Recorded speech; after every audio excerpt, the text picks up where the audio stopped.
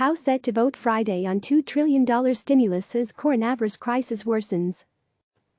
Washington. The House of Representatives on Friday will attempt to approve the historic $2 trillion stimulus package that passed the Senate earlier this week and cleared the way for President Donald Trump's signature as the American public and the U.S. economy fight the devastating spread of COVID-19. The far-reaching legislation stands as the largest emergency aid package in U.S. history. It represents a massive financial injection into a struggling economy, with provisions aimed at helping American workers, small businesses and industries grappling with the economic disruption. Key elements of the package include sending checks directly to individuals and families, a major expansion of unemployment benefits, money for hard-hit hospitals and healthcare providers, financial assistance for small businesses, and $500 billion in loans for distressed companies. House leaders face pressure to pass the legislation as quickly as possible and minimize the risks to their members in the process. House Majority Leader Steny Hoyer announced on Wednesday evening that the House will convene at 9 a.m. Eastern Time Friday to consider the relief package. The bill had been expected to be passed by voice vote, a move that would allow for swift passage, and was designed to permit most House members not to return to Washington for a full roll call vote. But Hoyer's office advised members Thursday evening they are encouraged to be in Washington on Friday at 10 a.m. because the bill may not pass that way after all. There is now a possibility, the notice from the Maryland Democrats' office said, that a Republican may force a recorded vote. Many members were scrambling to book flights and return to Washington on Thursday night amid concerns that they could be asked to vote in person on the stimulus, according to multiple sources familiar with the matter. The fear is that one member could prevent the House from approving the bill by voice vote, forcing them instead to cast a roll call vote in person. That has angered many members worried about traveling during the public health emergency. 2 House members have already tested positive for COVID-19, while more than 3 dozen others have self-quarantined after experiencing flu-like symptoms, interactions with infected individuals or potential exposure. How the vote will work. House Speaker Nancy Pelosi and Minority Leader Kevin McCarthy both made clear on Thursday that they want the $2 trillion stimulus bill to be approved by their chamber Friday by voice vote. But if any member requests a recorded vote, lawmakers would have to cast a roll call vote.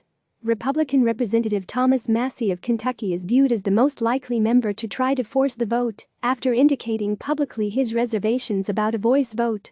Also, Democratic Representative Alexandria Ocasio-Cortez of New York told CNN on Wednesday that she might force a recorded vote, but Democrats don't believe she will. Neither Massie nor Ocasio-Cortez responded to requests for comment Thursday.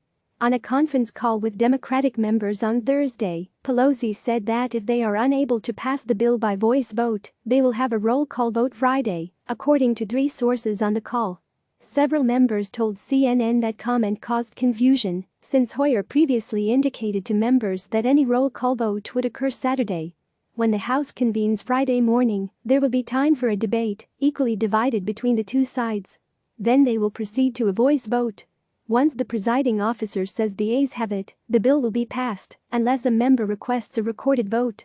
It's unclear how many members will show for Friday's debate and voice vote. It could be very few or it could be a lot, there is no requirement. Pelosi on Thursday predicted that the House will approve the stimulus package with a strong bipartisan vote, adding that, if somebody has a different point of view, they can put it in the record.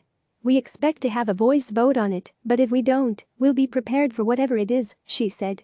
McCarthy said at a news conference on Thursday that the House will operate differently than it usually does in order to promote social distancing. He said the members won't sit next to each other, they'll alter where the members stand, and staff will be cleaning as members come and go. He also said that members will have to enter one designated door and leave out the other.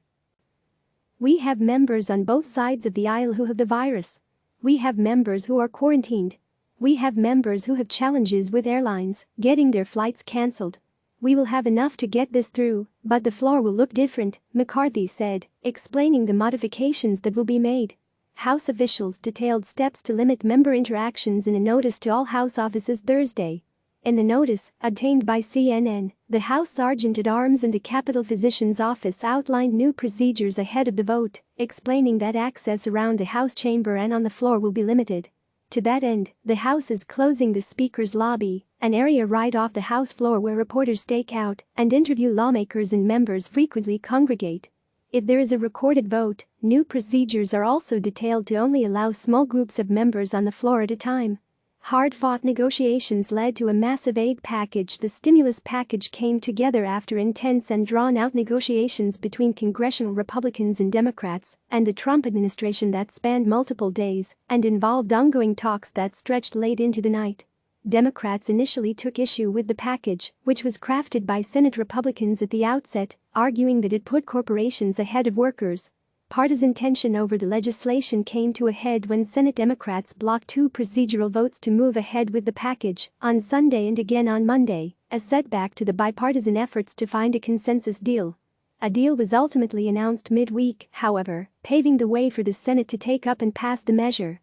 Key provisions in the stimulus. A centerpiece of the stimulus package is that it will provide direct financial assistance to Americans in the form of checks, with the amount received based on income.